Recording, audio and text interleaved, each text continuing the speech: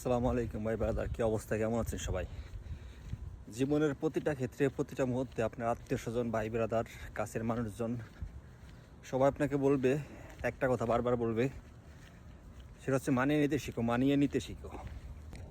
তো এই মানিয়ে নেওয়ার যে বিষয়টা, এইটা আসলে কখনো শেখার চেষ্টা করবেন না।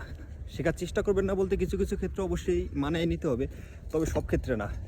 কারণ আমাদের সমাজ, আমাদের সমাজের মানুষ, আপনি যত বেশি মানায় নিতে শিখবেন তত দেখবেন আপনার উপর চাপাই দিতেছে। আর চাপাই দিলেও সেটাও কোনো সমস্যা না, তবে এত কিছু করার পরেও দেখবেন একটা সময় এসে তাদের আসলে কোনো কৃতজ্ঞতা নাই। আপনি যাদের জন্য এত মানিয়ে নেওয়া যে শিখছেন, সব কিছু মানিয়ে নিছেন, ওই দিন শেষে দেখবেন তারাই বলতেছে এইটা সেইটা, আপনি এটা করেন নাই, ওটা করেন নাই।